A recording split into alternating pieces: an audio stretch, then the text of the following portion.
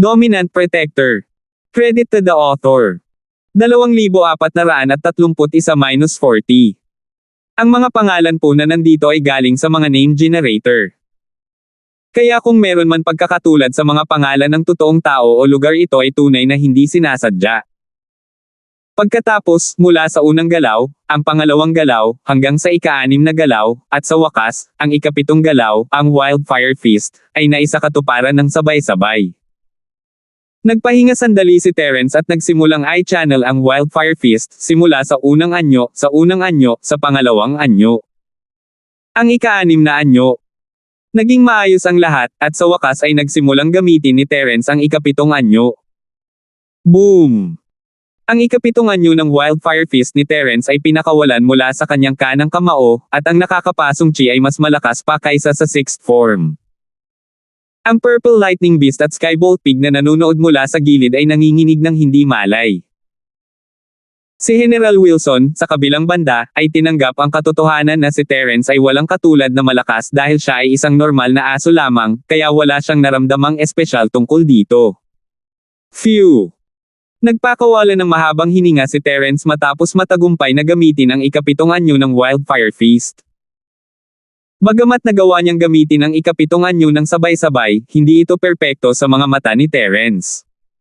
Maaari lamang itong ituring na halos hindi nagagawa. Ibang-iba ito sa perpektong pag-activate ng ika-6 na paglipat.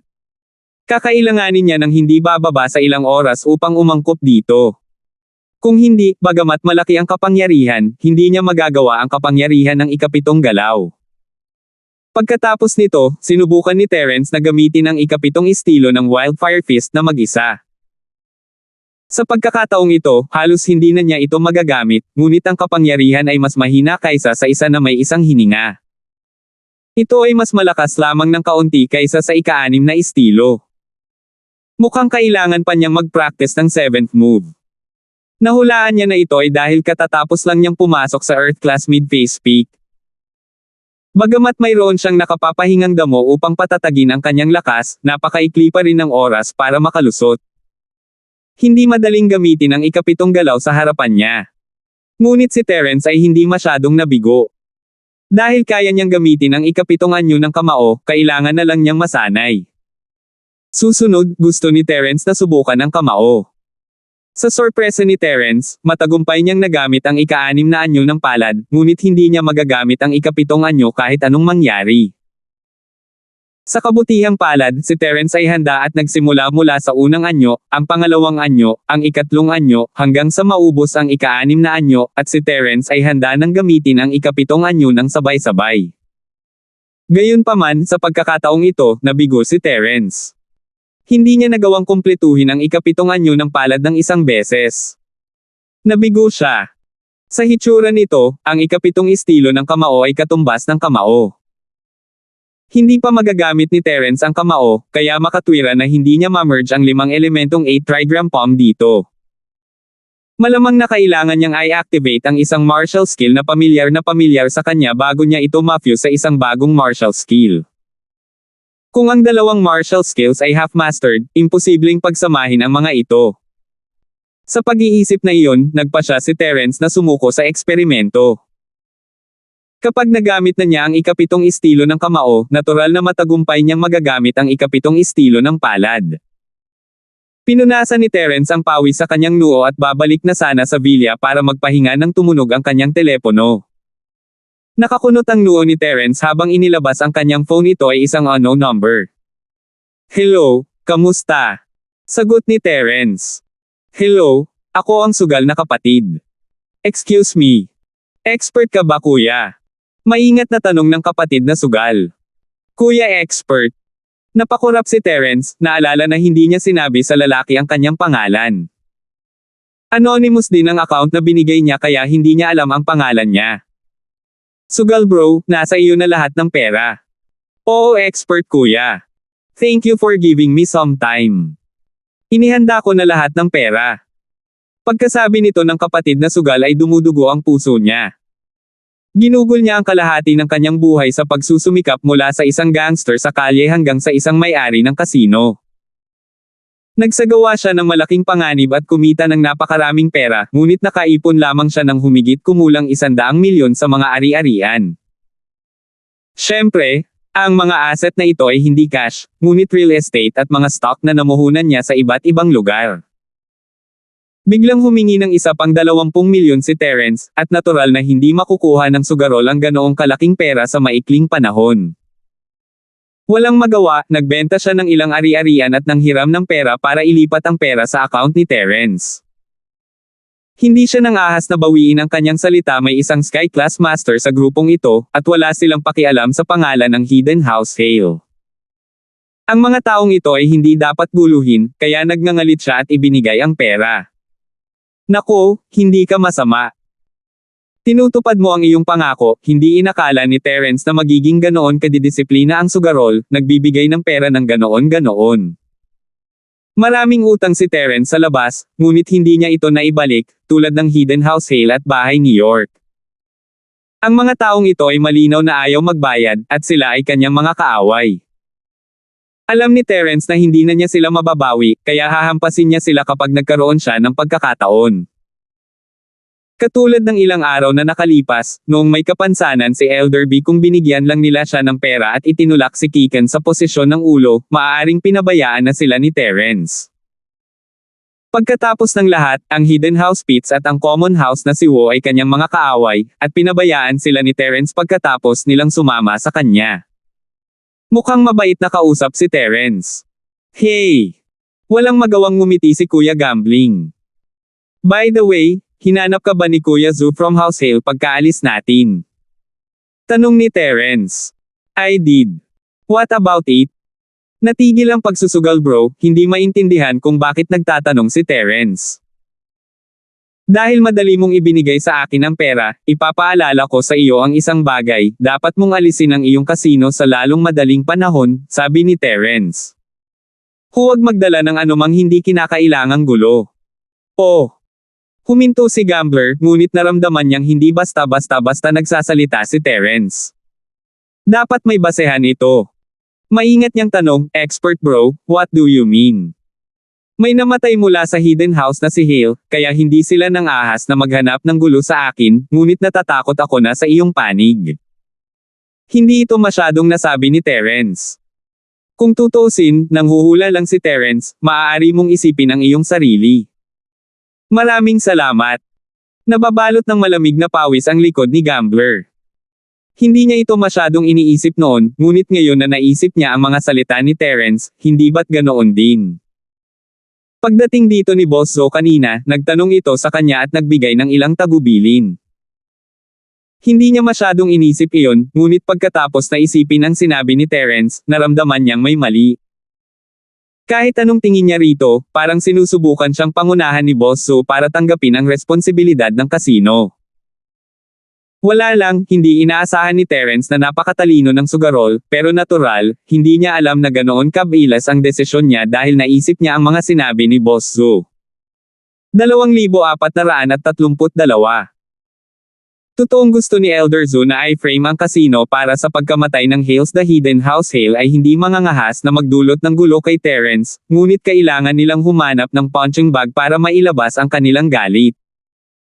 Hindi sila makakaligtas sa lungsod ng Stonegate kung hindi nila ginawa iyon. Kung tutuusin, sila ang numero 1 pamilya sa lugar, at ang kanilang katayuan ay mas mataas kaysa sa Hidden House Han. Kung wala silang pakialam sa pagkamatay ng isang tao, kung gayon ang pangalan ng Hidden House Hale ay hindi magiging kapaki-pakinabang sa hinaharap. Kaya naman, habang walang ibinunyag si Kuya Zoo tungkol kay Kuya Pitts at sa iba pa, itinuro niya ang sisi sa kapatid na nagsusugal.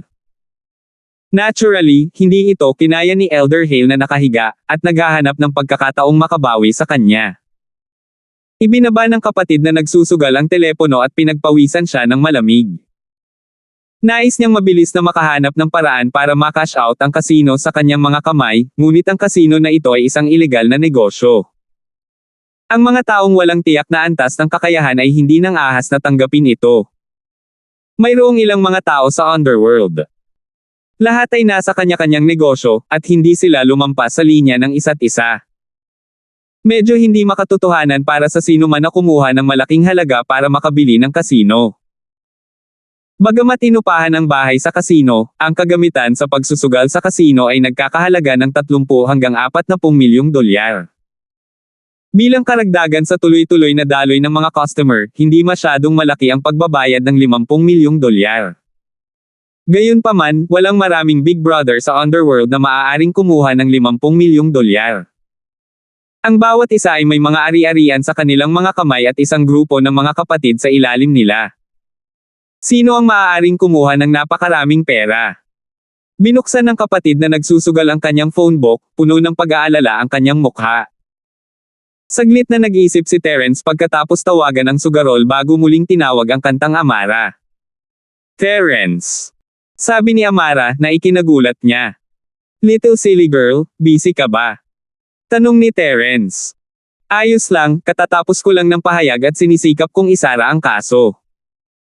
Pupunta ako sa mansyon ng isang pamilya mamaya para tingnan ang ilang bagay kasama sina Jerwin at isang mangyo.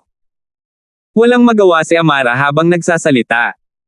Alam niya na ang utak ay malamang na Jerwin, at ang may kasalanan ay isang maliit na kapatid lamang. Gayunpaman, walang magawa ang kantang Amara tungkol dito dahil wala siyang sapat na ebidensya. Ay, mabuti naman. Bigyan mo si Jerwin ng ilang impormasyon pagdating mo doon, sabi ni Terence. Impormasyon. Anong klaseng impormasyon? Nalito si Amara. Hindi niya alam kung anong impormasyon ang gustong ibunyag ni Terence sa Jerwin. At saka, kung gusto ni Terence na ibunyag ang impormasyon, bakit hindi siya pumunta sa Jerwin mismo? Sinabi ko lang na ang magkapatid na sugal ay napakayaman. Nangikil sila ng 20 milyong dolyar para tabyusan ang kanilang anak, at nangikil ako ng isa pang 20 milyong dolyar ilang araw ang nakalipas. Ang kasino ay talagang isang magandang lugar para kumita ng pera. Sabi ni Terence. Sugal bro, kasino ka talaga? Saan ang teritoryo niya? Hindi malay na tanong ni Amara. Binibigyang pansin niya ang nagsusugal mula nang sabihin ng mga chismis na nagpapatakbo siya ng kasino, ngunit hindi niya alam kung saan ang base nito. Ang kaso ng kidnapping ang pinakamahalagang bagay ngayon, kaya isinantabi muna niya ang kasino. Huwag kang mag-alala tungkol dito sa ngayon. Kapag ang Jerwin ay may kanya-kanyang kasino at tapos nang magpakitang gilas, maaari mong dalhin ang iyong mga tauhan upang salakayin ito. Isa na namang magandang tagumpay iyon. Sabi ni Terence. Hayaan ang Jerwin na bumili ng kasino. Hindi tanga si Amara na iintindihan niya kung ano ang sinusubukang gawin ni Terence. Gusto niyang isipin ni Jerwin na kumikita ang kasino para makapunta siya sa isang sugarol at pumalit sa lugar. Medyo natarante pa si Amara, kung ganoon, pwede bang pumunta sa kasino ang Jerwin? At saka, mababayaran ba ito ng kapatid na nagsusugal? Sigurado ako. At sigurado akong nagmamadali siyang kumilos, tiyak na sabi ni Terence. Naisip ni Terence na si Jerwin ay kailangang maghanap ng ibang paraan para kumita ng pera kung hindi niya mapapatuloy ang kanyang negosyo sa pagkidnap. Mula sa kung ano ang ginawa niya sa nakaraan, ang taong ito ay palaging sinusubukang kumita ng malaking kita sa isang maliit na puhunan, o kahit isang negosyo na walang gastos. Malaki ang kita ng kasino. Hindi ito kasing bilis ng kidnapping at blackmail, ngunit ito ay isang pangmatagalang kabuhayan. Kung ang Jerwin ang pumalit sa kasino, natural na magkakaroon siya ng steady stream of income. Lalo na nang makipag-usap si Amara kay Jerwin tungkol dito, nagbigay ito sa kanya ng maling impresyon na walang pakialam ang pulis sa kasino. Kung tutuusin, binanggit nga ito ni Amara, ngunit wala silang ginawa tungkol dito. Paanong hindi niya naiisip iyon? Sa ganitong paraan, kung ang Jerwin ay pupunta at sakupin ang kasino, ito ay katulad ng pagtalon sa isang malaking hukay. Kailangan muna niyang harapin ang galit ng Hidden House Hale, at kahit nalutisin niya ang problemang ito, darating din ang kantang Amara at hahanapin ang kasino.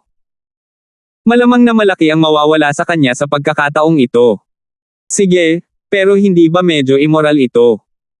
Kung hahayaan mo siyang kunin ang kasino, at pupunta ako at salakayin ito, hindi ba siya magderanes ng malaking kawalan? Pakiramdam ni Amara ay sinusubukan siya ni Terence na dayin siya. Ang dami niyang ginawang masama, pero wala kang magagawa sa kanya. Hindi mo ba siya gustong balikan? Tanong ni Terence. Totoo yun, kakausapin ko siya tungkol dito, tumango si Amara. Hehe, we'll see how it goes. If it really don't work, then forget it. Ayaw ni Terence na gawing mahirap ang mga bagay para kay Amara. Ayos lang yan. Biktima din ng sugarol. Walang masama kung banggitin. Sabi ni Amara. Pagkatapos ibaba ang tawag, ngumiti si Terence. Ito ay isang biglaang ideya upang dayin ng Jerwin. Matagal nang hindi gusto ni Terence ang bata, kaya natural, hindi niya ito hahayaang maging madali.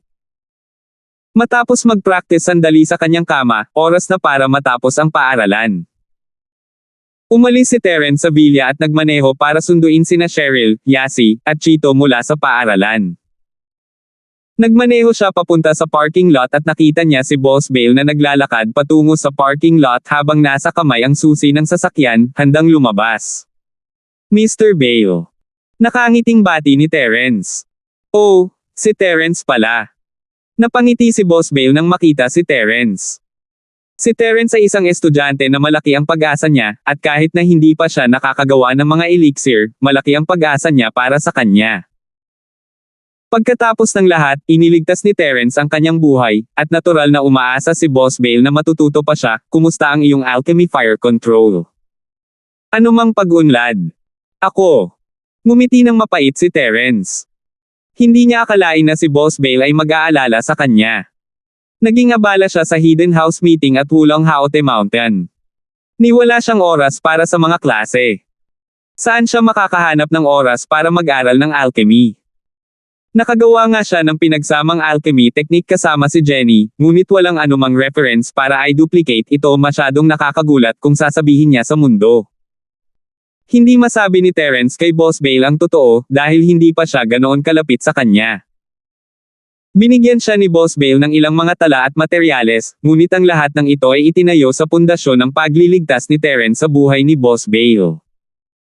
Maliban sa guro at estudyante, si Terence din ang kanyang tagapagligtas.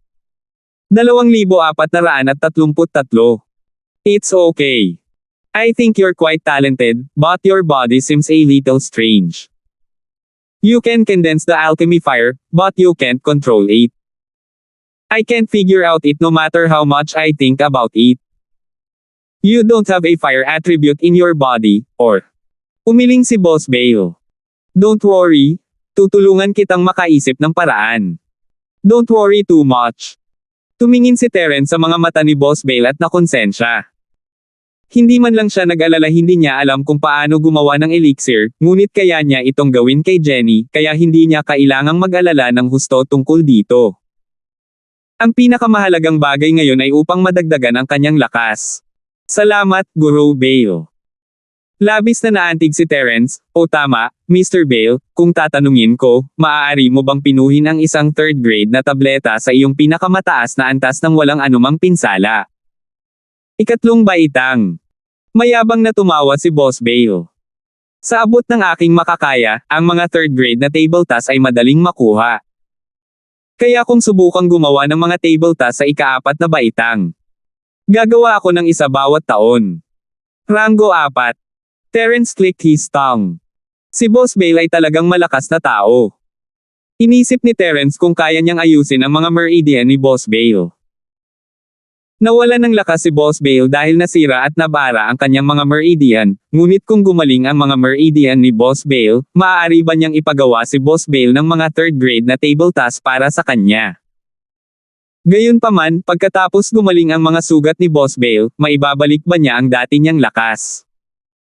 Kung madaling makagawa ng level 3 at 4 elixir si Boss Bale, kung gayon ang kanyang lakas ay dapat na Sky Class late phase peak. Kahit na pinagaling siya ni Terence, maibabalik lang niya ang kanyang lakas sa Earth Class early phase, at kailangan pa rin niyang umasa sa Chi Gathering Peel. Ang daan ng cultivation pagkatapos noon ay nasa Boss Bale mismo, at hindi na maibalik ni Terence ang kanyang lakas sa normal sa sandaling ito. Totoong mas mabilis na nakabawi ang chi at stamina para sa mga refiner, ngunit hindi alam ni Terence kung ano ang nangyayari kay Boss Bale. Dagdag pa, si Terence ay palaging nag-aalangan tungkol sa background ni Boss Bale. Isang makapangyarihang alchemist, malamang na hindi siya simpleng tao noong bata pa siya, at tila may koneksyon din siya sa Sky Elixir Sect. Dahil dito, lalo pang nag-alinlangan si Terence na gumawa ng desisyon. Hehe, matanda na ako at yun lang ang nakaraan. Ang future ko sa alchemy ay nakasalalay sa inyo. Who knows? Baka ma-refine mo ang 5th or even 6th rank peel. Nakangiting sabi ni Boss Bale. Mr. Bale, you must be joking. How could I? Umiling si Terence na may mapait na ngiti. Hehe, malaki ang pag-asa ko sa'yo. Tinapik ni Boss Bale ang balikat ni Terence, aalis muna ako. May gagawin pa ako ngayon, kaya hindi na ako magkukwento. Kung may tanong ka, pumunta ka sa opisina ko at hanapin mo ako. Pwede mo rin akong tawagan. Okay, Mr. Bale. Tumango si Terence habang pinapanood si Boss Bale na pumasok sa isang lumang pusat at umalis ng paaralan. Hindi napigilan ni Terence na umiling kahit na ang kotse ni Boss Bale ay hindi kasing ganda ng sa kanya, at mayroon siyang Q7. Hindi na kinailangan pang maghintay ni na Cheryl, Yasi, at Chito sa parking lot bago sila naglakad at sumakay sa kotse. Diretso silang hinatid ni Terence pauwi, at habang nasa daan, sinabi niya kay Cheryl, "O tama, ang aming biology department ay nag-oorganisa ng bakasyon sa taglamig ngayong weekend. Nandoon lahat ng estudyante. Oh, then let's go. It's a good time to cultivate your relationship with Melissa. Huwag kang mag-alala tungkol sa amin ni Yasi, mananatili kami sa bahay at hindi ka magdudulot ng gulo," diretsyong sabi ni Cheryl. Salamat. Tumango si Terence, hinawakan. Kapag wala siya sa bahay, si Cheryl at Yasi ay hindi nang ahas na lumabas. Bagamat kaharap niya ang mga kaaway ni Cheryl noon, lahat sila ay kaaway na niya ngayon. Hindi gaanong pinoprotektahan niya sina Cheryl at Yasi, ngunit ito ay higit na nadamay sa kanya. Hindi siya bodyguard, isa lang siyang close combat master. Para saan? Bakit ang galang mo ngayon? Ngumiti si Cheryl. Kung gayon hindi ako magiging magalang. Sabi ni Terence. Mabilis na lumipas ang isang linggo. Sa linggong ito, naghanap ng oras si Terence araw-araw para sanayin ang ikapitong estilo ng Wildfire Fist. Sa wakas, nagamit niya ito ng mas mahusay mula sa kalahating pagkaluto niya noon. Gayunpaman, ang ikapitong estilo ng Wildfire na 8 trigram palm ay hindi masyadong pamilyar, at magagamit lang niya ito. Ngunit si Terence ay hindi nagmamadali, mas mabuting mag-improve araw-araw kaysa hindi man lang. Alam niya na medyo naiinip na siya sa pagkakataong ito kung magpahinga siya at gumamit ng ikapitong anyo. Ito ay isang piraso ng cake, ngunit katatapos lang niyang makapasok sa Earth Class Mid-Phase Peak, at halatang medyo nagmamadali itong gamitin ang ikapitong anyo pagkatapos ng ika-6. Ang resulta ay lahat salamat sa lahat ng layunin na martial skill. Mula nang halos maglantad ang babaeng gangster na kinuha niyong Pancho at Polong para i-set up si Terence sa restaurant, mas naging maayos ang ugali nila ngayong linggo. Hindi rin sila tumambay sa lugar ni Terence pagkatapos ng klase, at tahimik din sila sa oras ng klase. Ngunit hindi pa rin pinabayaan ni Terence ang kanyang pagbabantay. Alam niya kung ano ang hitsura ng dalawang ito, nagpipigil sila ngayon, at maaaring magkaroon ng mas malaking plano. Sino ang nakakaalam kung ano ang ginagawa ng dalawang ito? Hulaan ni Terence na ang dalawa ay gagawa ng kanilang paglipat sa panahon ng winter outing. Ang mga patakaran ay mas maluwag doon, pagkatapos ng lahat, at si Boss Bale ay hindi masyadong nakikialam. Sa kabilang banda, natagpuan ni Jerwin sina Scorpion at Rostam pagkaalis ni Amara, tulad ng hinulaan ni Terence. Ang negosyo ng casino ay medyo kumikita. Mayroong isa sa lungsod ng Eastern Sea, at kukunin ko ito. Natukso nga si Jerwin. Little Pure, you've trained enough. I'll leave the casino business to you. Okay lang ba? Hindi naman. Salamat, Master Jerwin. Tuwang-tuwa si Rostam. Ang pamamahala sa casino ay hindi kasing dali ng pagiging kasama ni Jerwin sa lahat ng oras, ngunit malaki ang kita. Malaki ang kinikita ng casino buwan-buwan, at hanggat napuno niya ng kaunti ang sarili niyang bulsa, sapat na itong makakain niya. Isa pa, mukhang hindi naman pinansin ni Jerwin ang ginawa niya, kaya syempre, tuwang-tuwa siya. Sa mga susunod na araw, maghahanap ako ng sugal bro at ibababa ko ang casino niya. Sabi ni Jerwin. Master Jerwin, kung tayo ay padalos-dalos na pupunta at sakupin ang kasino, papayag ba si Kuya sa sugal? Tanong ni Scorpion pagkatapos ng ilang pag-aalangan. 2,434. Hey, kailangan niyang ibigay ang gusto namin ng Firewolf Gang kahit ayaw niya. Maliban na lang kung ayaw na niyang mabuhay. Ngumisi si Jerwin. Pero, kinumpirma na ng mga pulis na ang pagkidnap sa anak niya ay ginawa namin, ang Firewolf Gang. Paano kung magalit si Gambling Bro at tumanggi siyang bayaran kami?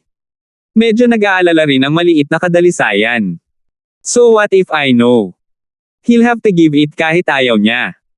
Sa liit ng tao sa paligid niya, mamamatay siya kapag kalabanan niya tayo. Jerwin M. Kung matalino siya para bigyan ako ng kasino, bibigyan ko siya ng magandang presyo. Kung hindi, totoo, nangingibabaw ang estilo ng paggawa ng ating Panginoon Jerwin. Tumango si Scorpion. Katulad nga ng sinabi ni Jerwin, ang sugarol ay walang laban sa kanya. Kahit pilitin niya itong ibenta ang kasino, gagawin niya ito. Paano kung pinilit niya siyang ibenta? Naglakas loob ba siyang tumawag ng pulis? At kaya, Jerwin ang nakahanap ng isang tao na kukuha ng numero ng telepono ng kapatid sa pagsusugal at tinawagan siya. Ang sugarol ay nababagabag sa mga araw na ito. Mayroong ilang Big Brother sa underworld na interesado sa kanyang kasino, ngunit hindi nila makuha ang pera sa ngayon. Gayunpaman, sinabi nila na maaari silang magbayad ng installment. Babayaran nila ang mananaya ng 20 milyon sa taong ito at babayaran ang natitirang 30 milyon sa susunod na taon. Bagamat ang kabuoang presyo ay 50 milyon din, hindi papayag ang kapatid na sugal. Hindi siya natatakot na ang mga taong ito ay babalik sa kanilang mga salita, ngunit siya ay natatakot na ang kasino ay hindi na maaaring tumagal hanggang sa susunod na taon.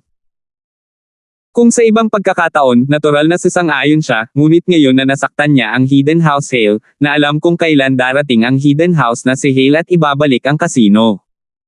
Sino kaya ang pupuntahan niya para sa pera? Nais niyang mag-withdraw ng 50 milyong dolyar sa isang pagkakataon at pagkatapos ay kunin ang pera at tumakbo sa malayo. Noon, kung may nangyari sa kasino, wala na itong kinalaman sa kanya. Hindi inaasahan ni Kuya Gambler na tatawagan siya ng leader ng Firewolf Gang sa Stonegate City. Sa totoo lang, kinasusuklaman ni Gambling Bro ang Firewolf Gang. Ang kanyang anak na babae ay kinidnap ng Firewolf Gang. Bagamat ang Firewolf Gang kalaunan ay nagtulak ng isang scapegoat, paanong ang sugal na bro, na nasa underworld din, ay hindi alam ang nasa loob na kwento. Kung walang pahintulot ng amo, how dare his underlings do such thing? Imposible para sa kanila na maging isang maliit na gang, pabayaan ang isang malaking gang na may mahigpit na mga patakaran tulad ng Firewolf Gang. Paano makakapagbigay ng chips ang mga kampa ng nagsusugal sa mga customer para palayain sila sa mga utang sa pagsusugal ng walang pahintulot ng sugarol? Obviously, hindi siya naglakas loob. Alam niyang Jerwin ang utak sa likod ng lahat ng ito, ngunit walang ebidensya ang pulis. Wala siyang magawa dito.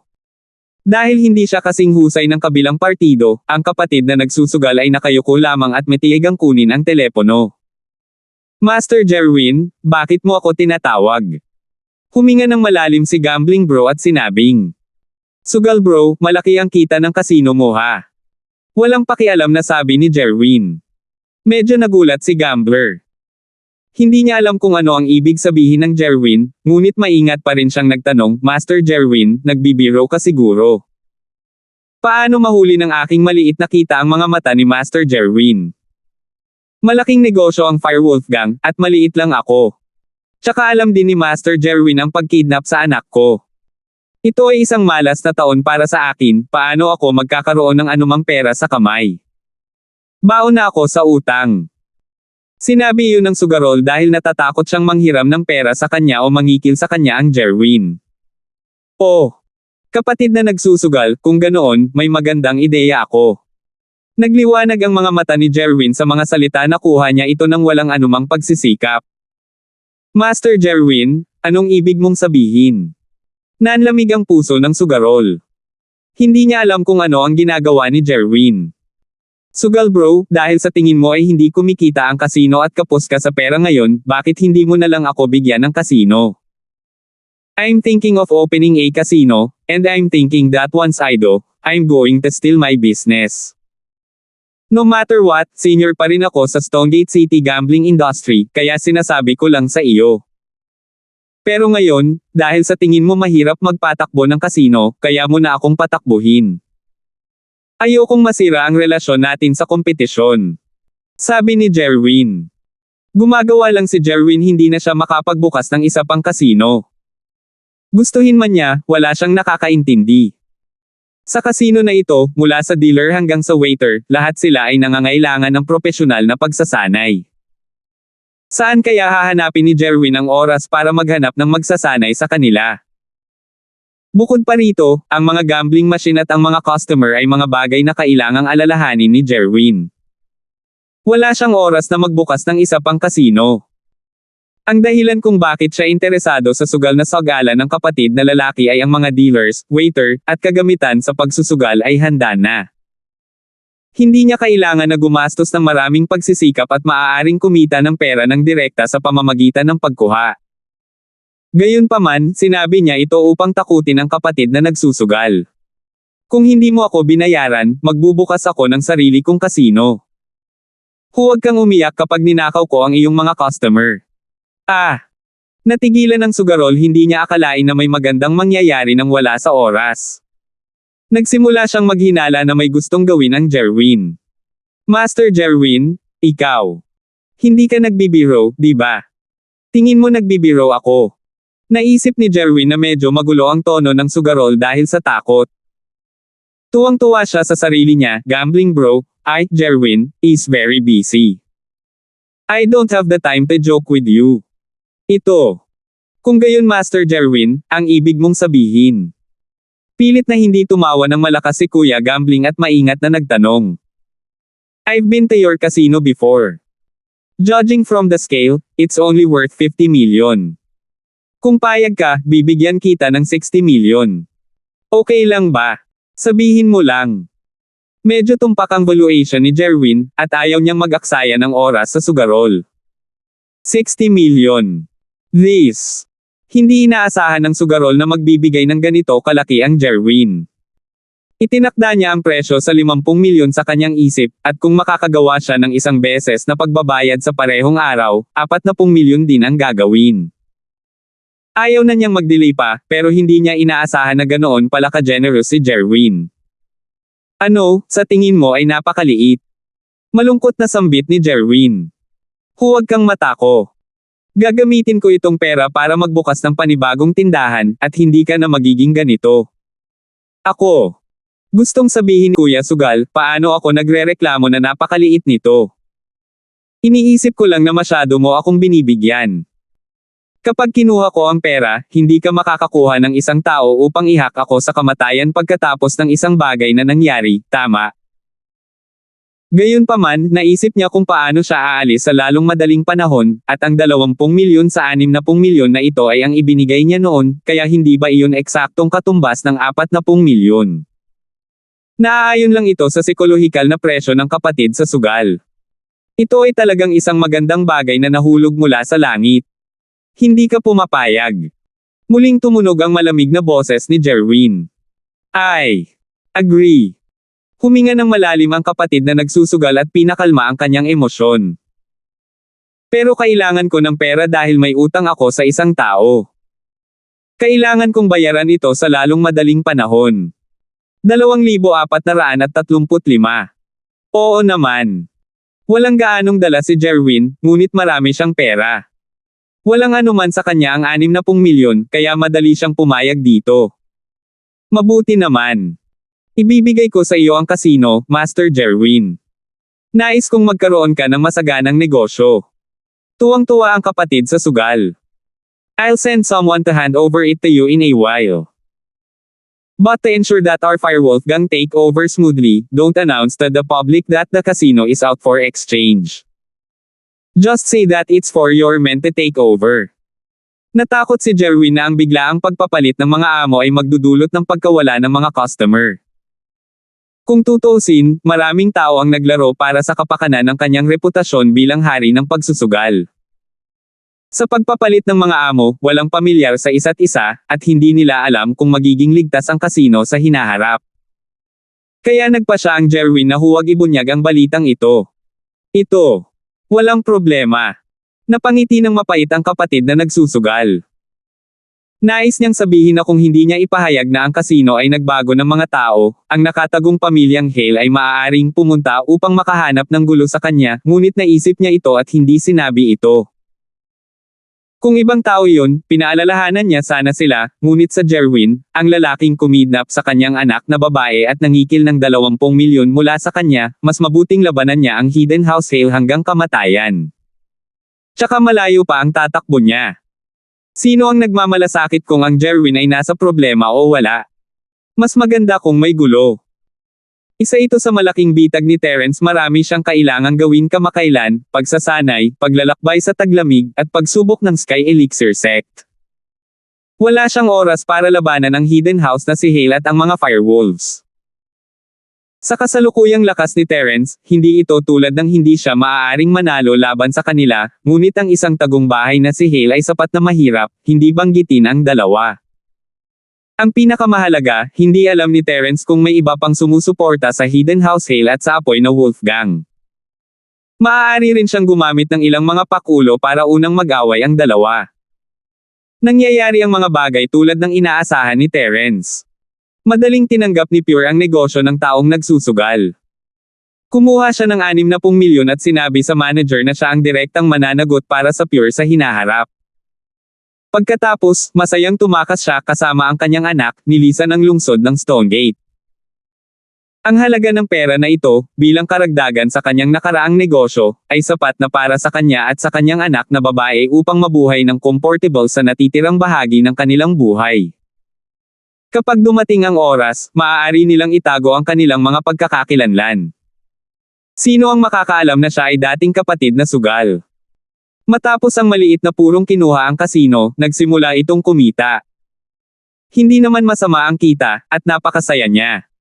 Iniulat niya ang pag-unlad sa Jerwin. Naisip ni Jerwin na ito ay isang magandang ideya. Matalino ang taong nagsusugal na ito para bitawan ang kasino. Kahit na ang tubo ay hindi hindi bababa sa ito ay isang pangmatagalang matatag na pamumuhunan. Noong nagpapahinga ang Jerwin, kumikita rin ang kasino. Kaya pagkatapos matikman ang matamis na lasa, nagpa siya ang Jerwin na ibaling ang kanyang mga mata sa ilang fixed business. Mabilis ang isang negosyong walang gastos, ngunit hindi madaling makahanap ng negosyong walang gastos. Ito ay hindi isang bagay na magagawa mo sa lahat ng oras, at sa gayon, ang matatag at kumikitang negosyong ito ay pumasok sa linya ng paningin ni Jerwin. Sa isang kisap mata, Sabado na. Ngayon ang araw ng bakasyon sa taglamig para sa Biology Department ng East Ocean Engineering University. Hindi mapigilan ni Terence ang mapangiti habang nakatingin sa mga estudyante. Tila unti-unti na siyang nasanay sa komportableng buhay na ito pagkatapos ng kanyang oras sa paaralan, ngunit iba pa rin ang mga detalye. Ang ibang mga estudyante ay lahat ay may mga backpack na may mga merienda, prutas, at inumin, ngunit walang dala si Terence sa kanya. Gayunpaman, may mga pagbubukod. Si Jenny ay hindi nagdala ng napakaraming bagay. Isang maliit na bag lang na may bote ng mineral water ang dala niya. Ang natitira ay ang kanyang tablet na lagi niyang dala. Maging si Melissa ay may dalang maliit na bag, ngunit ito ay normal. Si Jenny ay isang espesyal na kaso, habang si Melissa ay isang normal na babae, na may dalang merienda at prutas. Mabigat ba ang backpack? Tutulungan kitang buhatin. Nakangiting tanong ni Terence habang nakatayo kasama sina Melissa at Jenny. Hindi mapalagay si Melissa, paminsan-minsan ay sumusulyap kay Polong at Pancho. Dapat ay kasama niya si Polong, ngunit napunta siya kay Terence. Ito ba ay isang pagpapala o isang sumpa? Hindi masabi ni Melissa. Gusto niyang lumayo kay Terence para hindi siya magdulot ng gulo, ngunit hindi niya masabi sa kanya na umalis kasama si Terence sa kanyang tabi. Siya ay nag-aalala at hindi narinig ang sinabi ni Terence, kaya't naglabas siya ng, Sabi ko backpack, paano kung tulungan kitang buhatin? Tanong ni Terence. Hindi. Okay lang, hindi naman mabigat. Bumilis ang tibok ng puso ni Melissa, at namula ang mukha. Ipapasa na sana niya ang kanyang bag kay Terence, ngunit naalala niya si Polong at mabilis na tumanggi. Hindi alintana ni Terence hindi naman kalakihan ang bag ni Melissa, at hindi dapat marami sa loob. Pagkaraan ng ilang sandali, sa orasan ni Teno, may ilang boss na dahan-daang pumasok sa paaralan at huminto sa harap ng gusali ng pagtuturo ng Departamento ng Biology. Walang masyadong tao mula sa medicine major. Pagkasakay sa bus, marami pa ring bakanting upuan. Gayunpaman, ang iba pang mga majors ay medyo mas masikip. Ganun pa man, mas gugustuhin ng maraming estudyante na tumayo o makipagsiksikan sa ibang tao kaysa sumakay sa mga bus ng ibang majors. Kung tutuusin, walang kakilala sa sasakyan, kaya sobrang nakaka-depress. Gayunpaman, may mga pagbubukod. Pagsakay niya sa kotse, napagtanto niya na si Wilfred at Jimboy ay lumabas nang wala sa oras. Magkahawak kamay sila ng isang babae. Sino pa kaya kung hindi siya Joan at Lyra? Si Kimi lang ang hindi pumunta sa kwarto ni Melissa. Si Terence ay hindi masyadong nakikipag-ugnayan sa kanya, at hindi siya nakikipag-hangout kay Melissa, Joan, o Lyra. Dahil kasama niya si Jenny sa pagkakataong ito, hindi makaupo si Terence kasama si Melissa tulad ng ginawa niya noong pagsasanay sa militar. Kailangan niyang pumunta sa huling hilera ng bus at umupo kasama silang tatlo. Si Polong, coiling tiger, yellow hair, at purple hair ay nagbabalak ding umupo sa huling row, ngunit si Terence ay umupo ng 3 upuan at 2 na lang ang natitira. Kailangan nilang pumili ng ibang upuan. Umupo siya sa tabi ni Melissa, at si Wilfred ay umupo sa kabilang bahagi niya. Terence, bakit wala kayong dala ni Jenny? Siya Joan ay tumingin kay Terence at Jenny na nagtataka. Ang kanyang mga kasama sa silid ay hindi masyadong nagdala dahil sinabi ni na Wilfred at Jimboy na kailangan nilang magdala ng maraming merienda at prutas, kaya hindi na sila kailangang magdala ng masyadong marami. 2,436. Ngunit hindi gaanong dinala si Melissa, at walang dala sina Jenny at Terence. Nagkaroon ba sila ng sapat na merienda? Hindi kami mahilig kumain ng merienda ni Jenny. Nakangiting sabi ni Terence. Kuya Linford, ito ay isang malusog na dieta. Hindi malusog para sa atin na magdala ng napakaraming high-calorie na merienda. May mga restaurant din sa ski resort. Sabi ni Wilfred. Kung ganoon bakit ang dami mong dinala? Itinuro niya ang backpack ni Wilfred at inikat ang mga mata sa kanya. Dala ko ito para sa iyo. Sabi ni Wilfred na may mapait na ngiti. Nang makaupo na ang mga tao sa sasakyan ay dahan-daang umalis ang sasakyan palabas ng school. Hindi nagtagal, umalis ito sa lungsod at pumunta sa highway. Wilfred, ibigay sa lahat ang ligtas na manual sa paglalakbay para sa bakasyon sa taglamig. Kumaway si Boss Bale kay Wilfred at sinabing, ito ang unang pagkakataon na pupunta tayo sa isang group trip sa ating buhay universidad. Sana ay maging maingat ang lahat at huwag gumawa ng anumang mapanganib.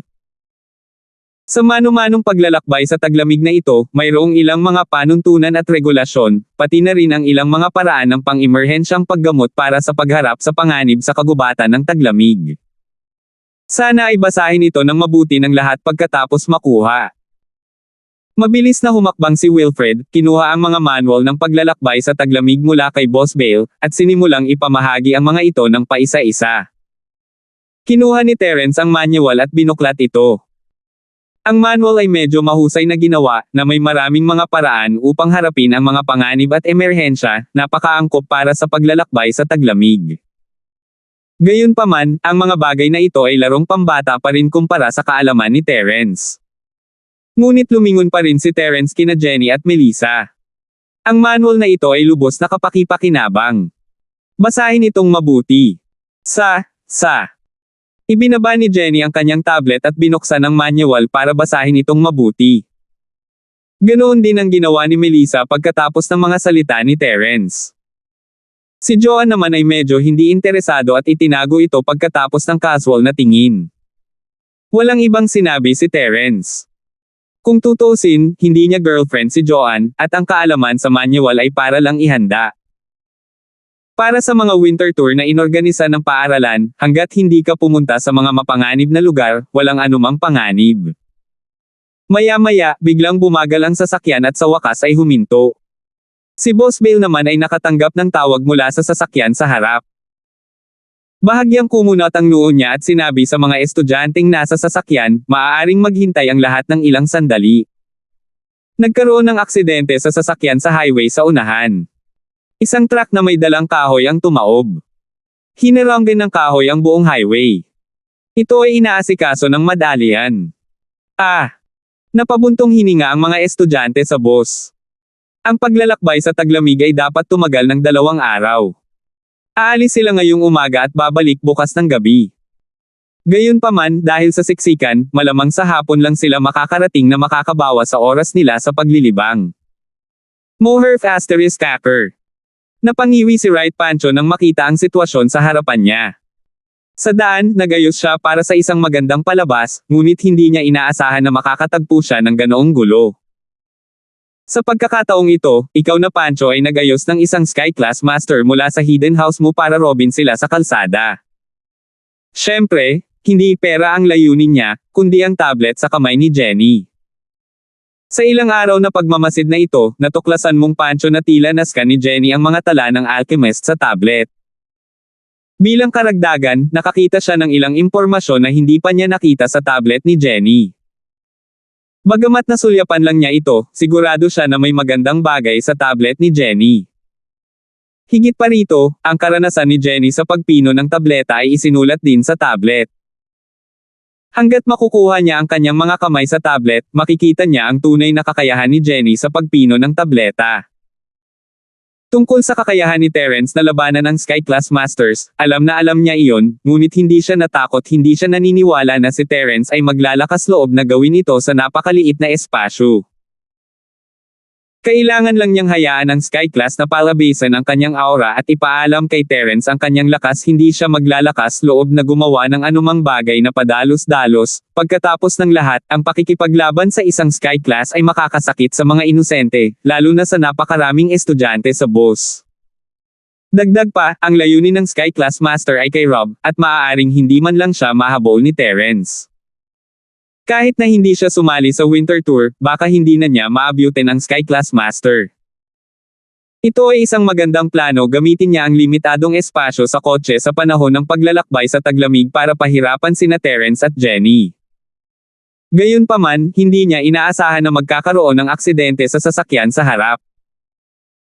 Kapag natapos na ang aksidente, sa napakaraming sasakyan na nagsama-sama, ang mga sasakyan ay tiyak na hindi makakagalaw sa highway, at ang langit na Class Masters ay hindi makakapag-set up ng blockade.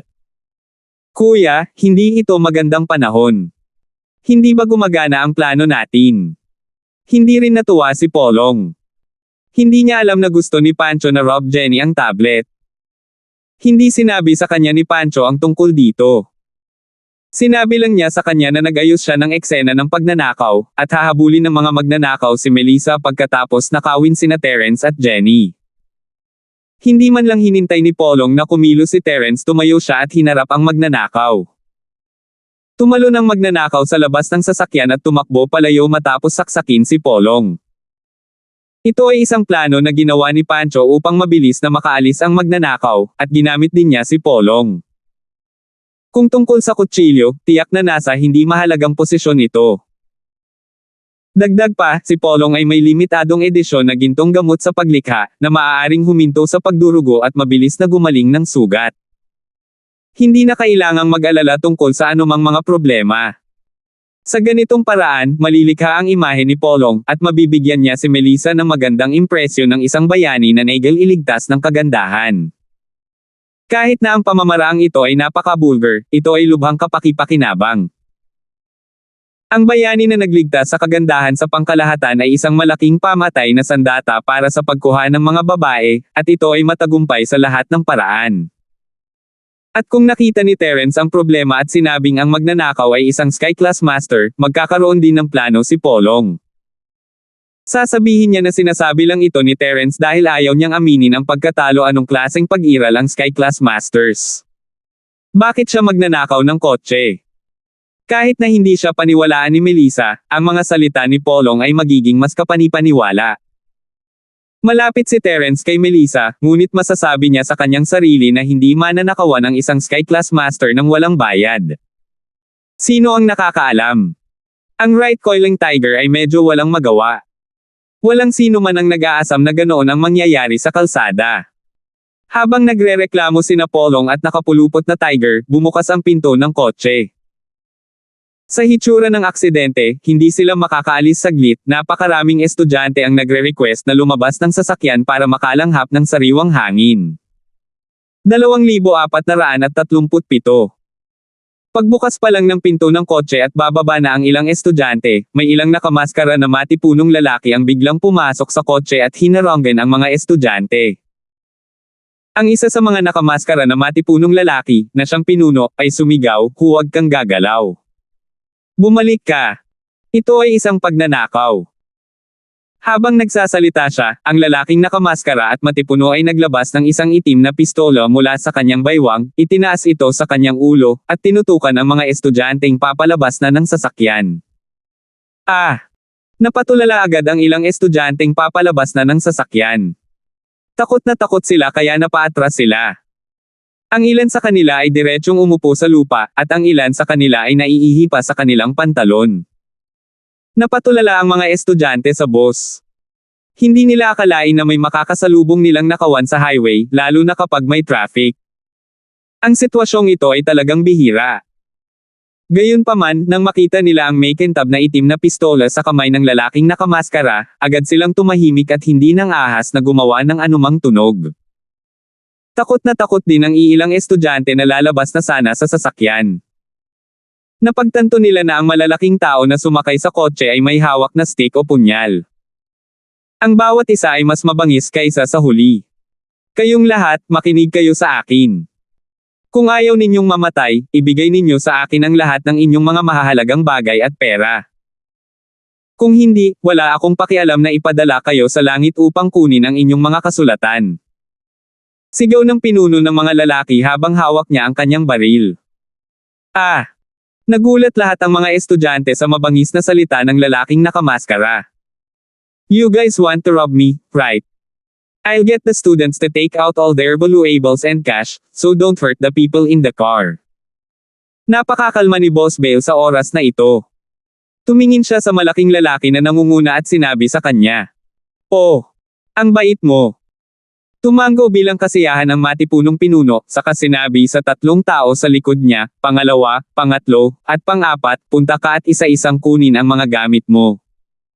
Kung ayaw mong ilabas sila, pumatay ng 100. Oo, kuya." Agad namang tumugon ang tatlong lalaki sa likod ng pinuno. Naglabas sila ng isang woven bag sa kung saan at sinabi kay Boss Bale, "Sisimulan ko na sa iyo. Ilabas mo lahat ng mahalaga." Tumango si Boss Bale. Walang pag-aalinlangan, kinuha niya ang kanyang wallet at inilabas ang lahat ng pera sa loob nito. Inihagis niya ito sa habi na bag ng tatlong malalaking lalaki, saka naglabas ng isang mobile phone at nagtanong, "Gusto mo pa ba ang iyong telepono? Ito ay isang knock-off, hindi ka magiging sulit kahit na ibenta mo ito." "Ayoko." Sinulyapan ng isa sa malalaking lalaki ang dual-card dual standby na peking nasa kamay ni Boss Bale at umiling. Ang bagong cellphone ay 100 hanggang 200 dolyar lamang, at maaaring hindi ito bibilhin ng mga segunda manong pamilihan. Noong ninakawan nila ang mga cellphone, pumili lamang sila ng mga smartphone na mas mahal sa 1,000 dolyar. Ang ganitong uri ng peking cellphone ay kukuha ng masyadong maraming espasyo para sa wala. Tumango si Boss Bale at iniligpit ang kanyang telepono. Ginagawa niya ito para pangunahan ang mga estudyante. Sa dati niyang lakas, baka wala siyang katakutin. Ngunit ngayong sira na lahat ang kanyang mga meridian, kailangan niyang magkompromiso para hindi masaktan ang kanyang mga estudyante. Siyempre, alam ni Boss Bale na magaling si Terence sa pakikipaglaban, ngunit ayaw niyang magdulot ng anumang gulo. Ang kotse ay masyadong maliit, pagkatapos ng lahat, at kung binaril ni Terence ang isa at ang isa ay random na nagpaputok, ang mga estudyante sa kotse ay nasa panganib. Sapat na noon na mapangalagaan ni Terence ang kanyang sariling kaligtasan, ang kaligtasan ni Melissa, at ang kanyang mga kaibigan, ang ibang mga estudyante ay magiging kanya na lamang. Ipinapahiwatig ni Boss Bale kay Terence na huwag kumilos ng padalos-dalos. Siya ay isang guro, at ayaw niyang magkamali ang kanyang mga estudyante. Ang pera ay isang makamundong pag-aari lamang. Hindi nagkukulang ng pera si Boss Bale, at ang mga estudyanteng ito ay hindi kinakailangang magdala ng masyadong maraming pera kapag lumabas sila.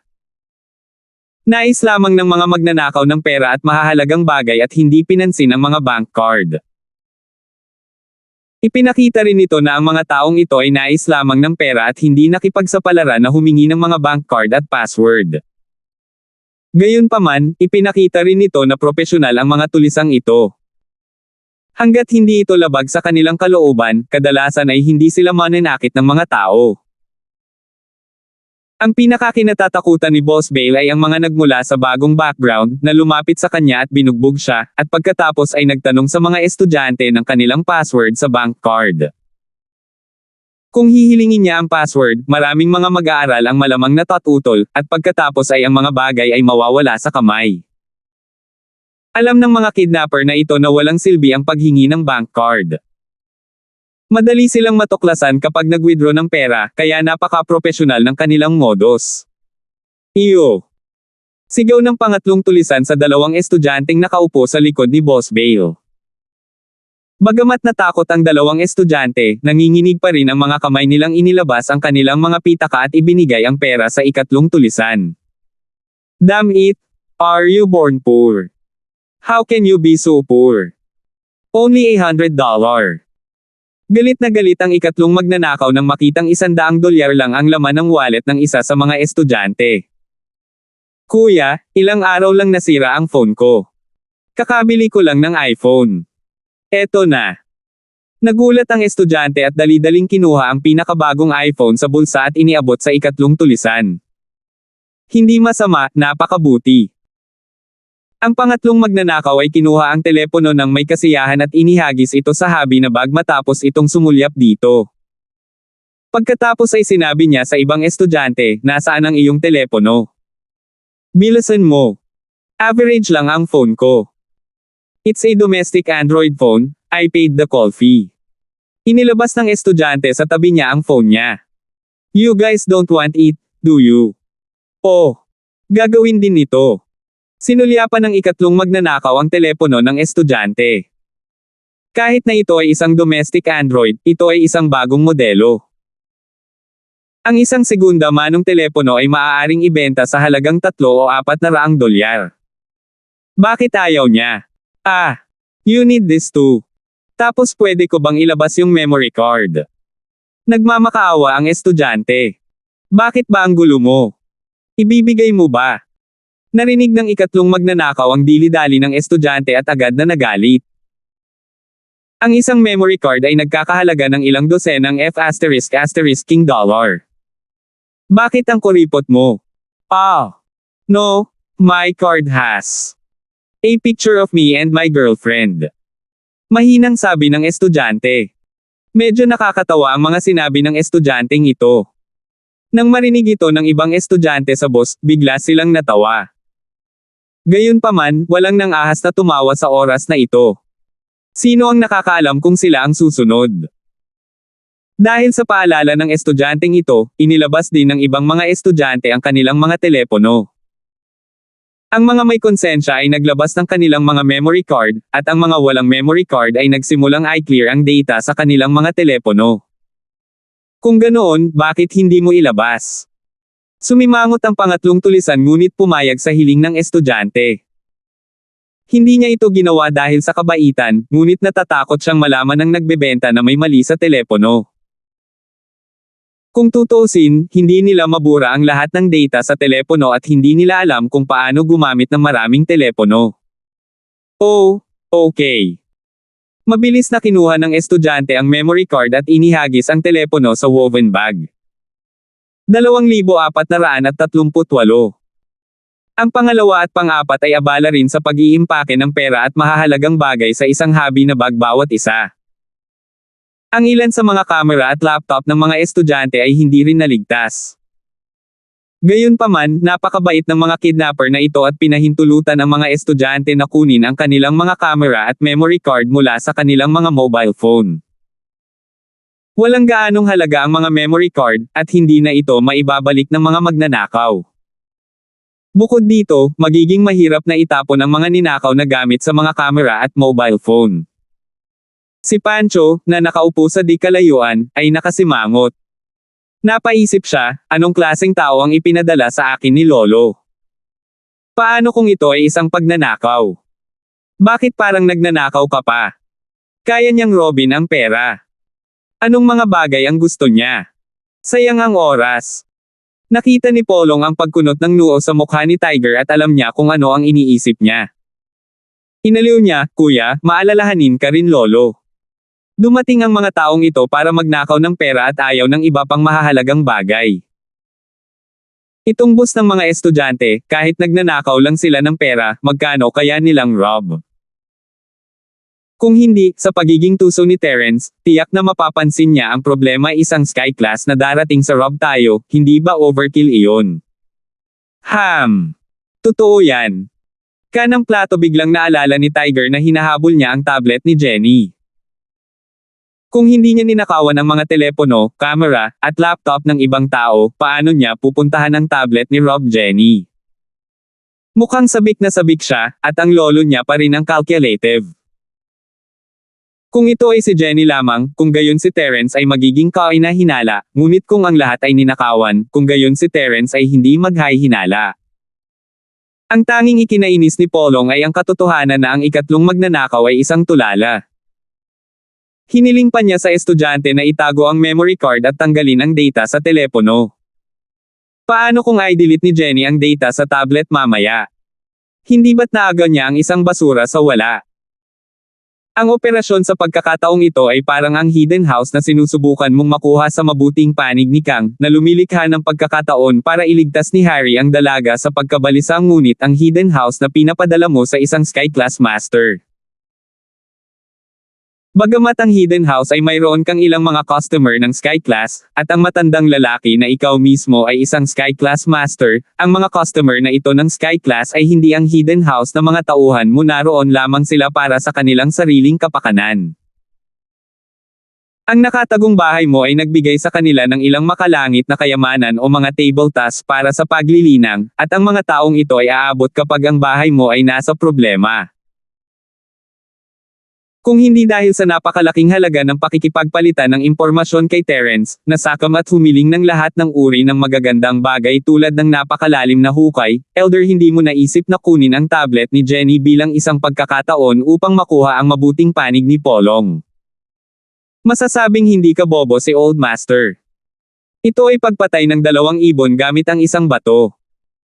Maaari siyang magpakita ng mabuting kalooban sa pamilya kang habang palihim na umaani ng mga benepisyo. Paano niya pakakawalan ang pagkakataong ito? Matandang lalaki, hindi ka sana nagpadala ng Sky Class Master para lang ipakita ang kanyang mabuting kalooban sa bahay ni Kang wala na siyang magandang gawin. Siyempre, hindi niya masabi kay Polong ang tungkol dito, kaya labis ang pasasalamat ni Polong. Ano ang pinagbubulungan ng 2 estudyante sa likod? Pinandilatan ng pangalawang kidnapper sina Polong at Pancho, tumahimik ka at masunaring kunin ang magagandang bagay. Oh! Tama, tumango si Pancho at nag-isip, ang galing mong umarte. Sa ganitong paraan, walang maghahinala na may kaugnayan sa akin ang mga tulisan na ito. Tiningnan ni Jenny ang sitwasyon sa kanyang harapan at walang magawang inilabas ang kanyang tablet. Handa siyang burahin ang lahat ng data sa tablet. Pagkatapos ng lahat, mayroong maraming mga tala ng alchemy sa loob nito, at ayaw niyang ikalat ang mga ito. Nakita ni Pancho si Jenny na kumuha ng tableta sa gilid ng kanyang mata at nataranta. Halos gusto na niya itong pigilan, ngunit sinabi ng kanyang katwiran na huwag gawin iyon. Kung gagawin niya, maghahinala sina Jenny at Terence. Gayunpaman, kung hindi niya ito pipigilan, mawawala ang impormasyon. Hindi ito ang gusto ni Pancho. Nagsalita si Terence nang siya ay nasa isang dilema. Hindi na kailangang tanggalin. Hindi maintindihan ng mga kidnapper ang mga bagay na ito. Oh! Nag-alinlangan si Jenny, ngunit nakinig siya kay Terence. Isinara niya ang tablet at itinabi ito. Nakahinga ng maluwag si Pancho, gusto niya talagang halikan si Terence. Laking pasasalamat niya, salamat. Gayunpaman, kung paanong nasa sabik si Pancho, may nangyari. Ang pang-apat na magnanakaw ay sumigaw sa isang batang lalaki na may salamin, bakit kaunti lang ang mga bagay sa iyo? May tinatago ka ba? Ay! No! I didn't. Nauutal na sabi ng manunood na estudyante. Hindi. Anong kinakabahan ka kung hindi? Pinandilatan siya ng pang-apat na bandet. Pagkatapos nito, sinimulan ng magnanakaw na halukayin ang katawan ng lalaki. Wala siyang nakita at sinimulan niyang hanapin ang kanyang backpack. Oo naman, nakita niya ang pinakabagong full-frame na SLR digital camera, isang ultra-thin na Apple laptop, at ang pinakabagong handheld game console. Kailangang sabihin na napakayaman ng batang ito. May dala siyang mga high-end na digital na produkto na nagkakahalaga ng $10,000. You little brat, you actually dared to lie to me. Ang pang-apat na tulisan ay direktang nagtaas ng kamao at sinuntok ang bata sa mukha. Agad na lumipad ang kanyang salamin na may gilid na ginto, at kumalas ang isa sa mga ngipin ng bata, lumabas ang dugo sa kanyang bibig. Napatingin si Boss Bale sa eksenang nasa harapan niya at biglang nakaramdam ng kaunting kawalan. Alam niya ang background ng batang ito na may salamin. Nagbukas ang kanyang pamilya ng isang pharmaceutical factory at napakayaman. Ang kuripot niya talaga. Hindi sulit na matalo para sa ilang $10,000. Si Right Pancho naman ay nakasimangot. Lihim siyang naiinis sa banditang ito dahil sa pagiging madaldal. Bakit siya gumawa ng hakbang? Kung maakit nito ang atensyon ni Terence at ng iba pang mga estudyante, mawawala ng kontrol. Younger brother you? In fact, full show din tong mga ta. Tahimik na sabi ni Polong, pag-isipan mo, siguradong naghahanda siyang guluhin si Melissa. Ginagamit lang niyang practice ang lalaking nakasalamin. Kung bigla niyang guguluhin si Melissa, iisipin ng mga tao na kakaiba ito. Ngayong natuto na siya ng leksyon mula sa lalaking nakasalamin, natural lang na gagawin niya ang ginawa niya. Totoo yan. Tumanggo si Pancho at naisip niya na siya ay talagang masyadong naiinip. Ang mga taong ito ay gumawa ng mga bagay ayon sa mga tuntunin at hindi kumilos ng walang ingat. Sa pagkakataong ito, sa aral ng lalaking nakabespectacle na inayos sa pagtatago ng mga bagay-bagay at hindi ipinasa, ang mga natitirang estudyante ay hindi na nang ahas na magtago ng kahit ano. 2,439. Nang dumating ang pangalawa, pangatlo, at pang-apat, masunaring naglabas ng pera, telepono, at iba pang digital na produkto ang mga estudyante sa kanilang mga bulsa at iniabot sa kanila. Sa kabilang banda, masunaring ibinigay nina Pancho at Polong ang kanilang mga telepono, wallet, at camera. Naisip ni Pancho na sa kalaunan ay babalik sa kanya ang mga bagay na ito, kaya hindi man lang niya tinanggal ang mga larawan. Ang larawan sa kanyang telepono ay isang selfie na kinuha niya nang lumabas siya upang maghanap ng isang puta. Wala siyang pakialam. Hindi siya naniniwala na ang mga taong ito ay maglalakas loob na hawakan ang kanyang mga gamit. Sa huli, ang mga magnanakaw ay dumating sa huling hanay ng kotse, kung saan naroon si Terence at ang iba pa. Ikaw na, bilasan mong kunin ang pera at mga mahahalagang bagay. Sa pagtatapos ng pagnanakaw, medyo naiinip na ang mga tulisan. Pinakamabuting tapusin ito sa lalong madaling panahon. Kinailangan pa nilang robin ang mga pasahero sa ibang sasakyan. Sa pagsasamantala sa masikip na trapiko, maaari nilang rob ng maraming tao hanggat gusto nila. Ang sasakyan ng pulis ay hindi makadaan. Kapag nalampasan na nila ang nayong ito, wala nang ganoong tindahan. Oh, okay. Masunaring kinuha ni Terence ang kanyang telepono at pitaka, habang si Jenny ay naglabas ng isang stack ng cash at isang tablet mula sa kanyang bag. Wala siyang wallet. Sumulyap si Jenny kay Terence, at nang makitang wala itong sinabi, itinapon niya ang tablet, iPhone, at isang stack ng cash sa habi na bag. Ngunit nang ilalagay na ni Terence ang wallet at telepono sa bag, pinigilan siya ng pangalawang magnanakaw. Hindi mo kailangan ang iyong telepono. Ang pangalawang in command ay tumingin sa telepono sa kamay ni Terence. Ito ay isang lumang modelo, at hindi gaanong nagkakahalaga. Oh, okay. Tumango si Terence at inihagis ang wallet sa woven bag. Ang pangalawang magnanakaw ay tumigil, nagulat. Hindi man lang gusto ni Terence ang kanyang wallet. Inihagis lang ba niya sa habi? Dahan daw ang kinuha ni Terence ang kanyang kamay sa bag pagkatapos itapon ang telepono. Iyo. Lumingon ang pangalawang magnanakaw at tumingin kay Melissa at sa iba pa. Okay. Sina Melissa, Wilfred, at siya ay Joan lahat ay inilagay ang telepono at pera sa habi na bag, ngunit ang SIM card at memory card ay nailabas na, kaya hindi nasaktan ang telepono. Matapos pagnakawan ng mga huling tao, tila naramdaman ng pangalawang kidnapper na ito ay maliit. Hindi niya inaasahan na puno ng mga estudyante ang bus. Akala nila ito ay isang tour bus para sa isang grupo ng turista. Kung ito ay isang grupo ng turista, ang mga turistang ito ay medyo mayayaman. Posibleng direktang nakawan ng daan-daang libong dolyar. Ngunit ngayon, 10,000 dolyar na lang, kaya medyo ayaw niya. Tiningnan niya si Terence, Melissa, at ang iba pa, at tumigil ang kanyang mga mata sa pulang tali sa leeg ni Melissa.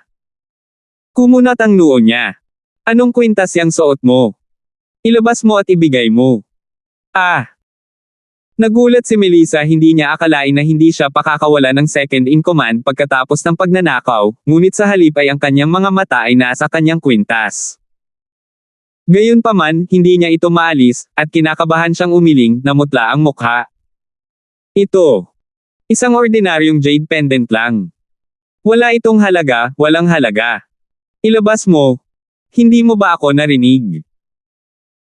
Hindi inakala ng pangalawang kidnapper na susuwayin siya ni Melissa, pero habang ginagawa niya iyon, mas naramdaman niyang may halaga si Jade.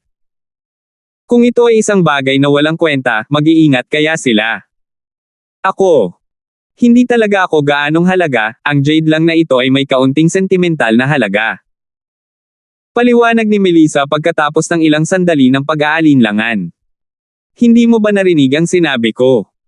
Little girl, gusto mo na bang mamatay?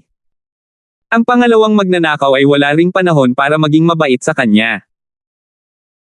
Ikinumpas niya ang punyal sa kanyang kamay, at ang malamig na liwanag ay sumasalamin sa mukha ni Melissa, na ikinagulat niya. Kumunat ang noo ni Terence. Alam niyang may jade necklace si Melissa sa kanya, pero hindi niya ito masyadong inisip noon. Pagkatapos ng lahat, maraming tao ang may jade ngayon, kabilang si Terence mismo. Hindi ito isang malaking bagay.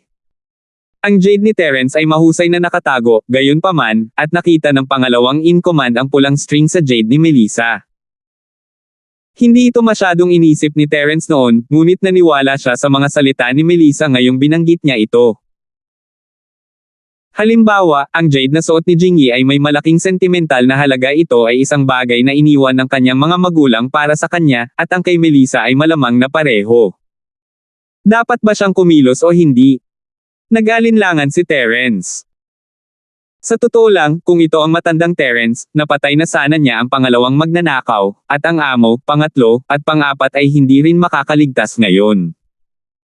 Ngunit hindi magagawa ni Terence na ilabas silang apat sa isang maliit na espasyo tulad nito. Kung kinuha niya ang isa sa kanila, ang iba ay maaaring kumilos sa ibang mga estudyante o boss bail. Siyempre, posible para kay Terence na patayin silang apat gamit ang kanyang ultimate skill, ngunit ang ibang mga estudyante sa kanilang paligid ay mahihirapan din. Ang Terence ngayon ay mas nag-aalala sa mga taong nakapaligid sa kanya kahit na hindi sila magkasundo, at hindi man lang siya nakikipag-usap sa kanyang mga kaklase, ayaw niyang masaktan ang inosente.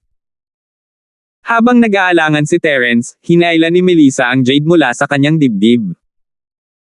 Sinulyapan niya ang jade. Ito ay ginawa mula sa isang napakakaraniwang material, at gumugol siya ng maraming oras sa pag-aaral tungkol dito dahil kailangan niya itong likhain. Alam niyang hindi gaanong mahalaga ang jade ngayong nakita niya ito. Ngunit may kakaiba siyang naramdaman tungkol dito, at bumilis ang tibok ng kanyang puso. Hindi kaya si Jade ang laging nasa dibdib ni Melissa? Umiling si Terence. Iniisip niya pa rin ang mga bagay na ito sa panahong ganito. Halatang hindi alam ng kidnapper kung ano ang makakabuti para sa kanya sentimo, aalisin na sana niya ito nang makita niya si Jade.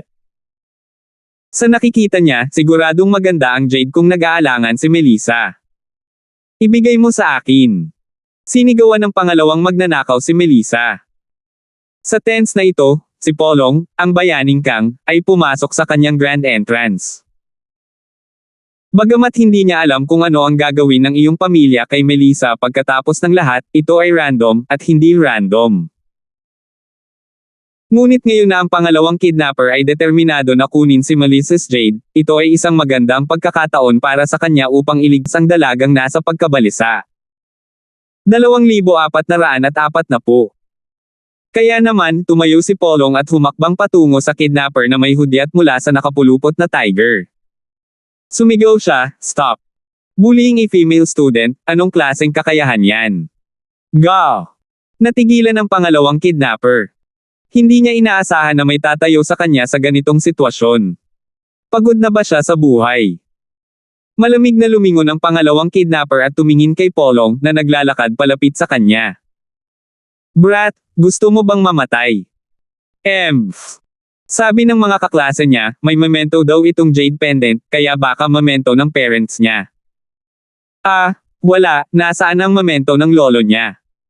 Walang malay si Polong, ngunit nang makita niyang nagbago ang mukha ni Melissa, naalala niya na buhay pa ang mga magulang ni Melissa. Ang kanyang lolo lamang ang namatay, kaya mabilis niyang binago ang kanyang mga salita. Iniligtas niya ang dalagang nasa pagkabalisa upang tingnan ni Melissa ang mga mata nito, at gumawa ng magandang impresyon. Kung isumpa niya ang mga magulang ng isang tao na mamatay, paano siya magkakaroon ng magandang impresyon sa kanila? Relic your ass. Kung patuloy kang tumatahol, gagawin kong relic mo ito. Nagalit ang pangalawang kidnapper. Hinahamon ni Polong ang kanyang autoridad, at naasar siya. Lalo na nang may tumayo bago matapos ang pagnanakaw. Napaisip si Polong sa sarili. Maasim ang pananalita ng kidnapper, pero maganda ang kanyang pag-arte.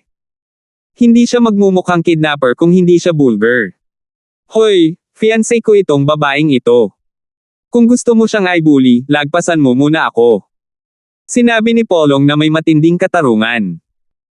Si Terence, nalilipat na sana, ay tumingin kay Polong ng may interes. Ano ang sinusubukang gawin ng bata? Kung tungkol kay Terence, si Polong ay hindi isang walang utak na tao, hindi siya tatalon kapag nabuli ang kanyang babae. Kung galit siya para sa isang babae, matagal na niyang kalabanin si Terence, bakit pa siya maghihintay hanggang ngayon? Kaya naramdaman ni Terence na medyo kakaiba ito.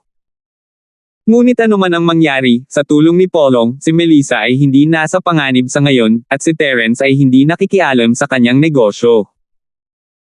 Si Polong, sa kabilang banda, ay tuwang-tuwa nang makitang nakatayo si Terence. Ang pangalawang kapatid ng kidnapper na ito ay ang Sky Class Master Terence na hindi man lang ahas na umutot nang ilabas niya ang kanyang Sky Class pressure. Naramdaman ni Polong na matagal nang kumilos si Terence kung sa ibang araw, at dapat may dahilan kung bakit hindi niya ginawa iyon. Sa pag-iisip nito, lalo siyang nakaramdam ng kumpiyansa. Tinuro niya ang pangalawang kidnapper at ngumuso, "Gusto mo maging relic ako? Pagkatapos ay subukan natin ito. Kahit mamatay ako ngayon, hindi ako papayag na ikaw ang bahala. Kung gayon maaari kang mamatay."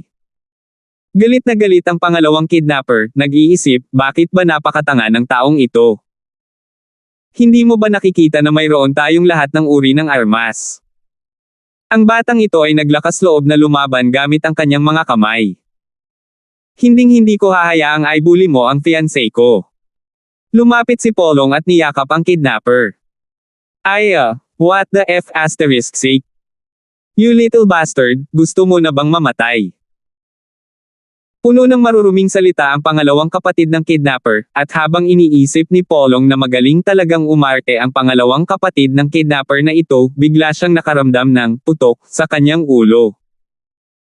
Naramdaman ni Polong na umikot ang kanyang ulo nang lumitaw ang malaking bukol ng dugo sa likod ng kanyang ulo. Nagsimulang umagos ang dugo mula sa kanyang ilong. Nakakakilabot. Napahiyaw si Polong habang lumingon para makita ang kidnapper na may hawak na dagwang kahoy na patpat na nakatitig sa kanya. Anong ginagawa mo? Bakit mo ako hinahampas ng kahoy? Hindi alam ni Polong ang gagawin. Ayon sa plano niya sa iyo Pancho, ang kailangan lang nilang gawin ay hayaan ang isa sa kanila na saksakin siya sa braso at makakita ng dugo. Nakita ng mga taong ito na ang mga bagay ay hindi maganda at natatakot sa mga bagay na hindi makontrol, kaya kailangan lang nilang magbigay ng babala at umalis. Ngunit ang sitwasyon ay ibang-iba sa inaasahan ni Polong. Bakit may umambos lang sa kanya sa likod? Gago ka ba? Kung hindi kita sinaktan, sino ang dapat kong tamaan? Hindi nakaimik ang pangalawang magnanakaw sa nakakatuwang tanong ni Polong. May mali ba sa batang ito? At hindi niya alam kung bakit siya binugbog. Napatulala si Polong. Nag-aalala siyang tumingin kay Pancho, umaasang malulutas niya ito. Hindi makatayo si Right Pancho at turuan ang mga taong ito ng leksyon sa oras na ito. Kung ibinuko niya ang kanyang bibig, hindi ba siya malalantad? Sa makatuwid, ang Right Coiling Tiger ay maaari lamang subukan ang kanyang makakaya upang senadoryasan ang mga magnanakaw gamit ang kanyang mga mata, ngunit hindi man lang sila tumingin sa kanyang direksyon. Ako.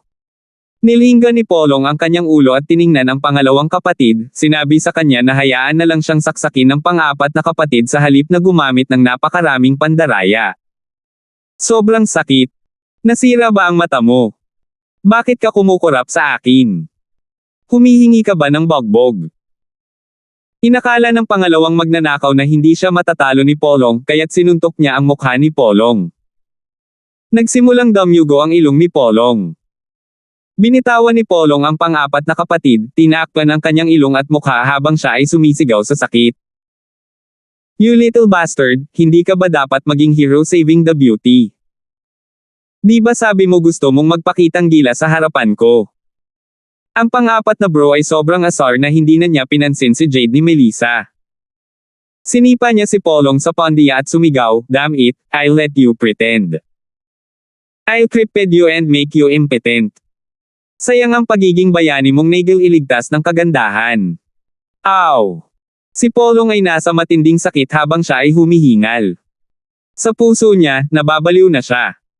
Ano ang sinusubukang gawin ng mga taong ito? Di ba sabi mo ang kailangan mo lang gawin ay saksakin ako? Kailangan ba itong maging napakamakatotohanan? Bagamat ginamit niya ang panlilinlang na ito, hindi ba ito masyadong masakit? Napasimangot si Right Coil Tiger at naramdamang may mali, ngunit hindi niya maisip kung bakit nangyari ito. Ngunit wala siyang masabi sa bandido, kaya pinili niyang kausapin sa mahinang boses ang pangalawang tulisan na pinakamalapit sa kanya. What's the matter with you guys? Why did he have to hit her so hard? Baka naman ayaw mo nang mabuhay. O sa tingin mo ay palabas lang ang tinatago kong pangalan ng pamilya mo. Ikaw Pancho ay hindi masisisi sa galit. Bagamat ang mga taong ito ay kanyang nakatagong kainan ng iyong pamilya at hindi ang mga nakatagong compound ng iyong pamilya, kadalasan ay kumakain at umiinom sila mula sa kanila, at kinuha din nila ang mga nakatagong elixir at likas na kayamanan ng iyong pamilya. Bakit hindi sila nakinig sa kritikal na sandali? Medyo nalungkot ang pangalawang magnanakaw na hinayla siya ni Pancho dito para turuan siya ng leksyon, pero nang marinig niya ang pangalan ng Hidden New Family, biglang nanlamig ang ekspresyon niya. Bagamat sa pagnanakaw ay ikinabubuhay niya, siya rin ang pinakamaalim. Alam na alam nila ang mga tao at mga aristokratikong pamilya na hindi nila kayang saktan. Salamat po at sinamahan ninyo ako, ingat lagi mga master.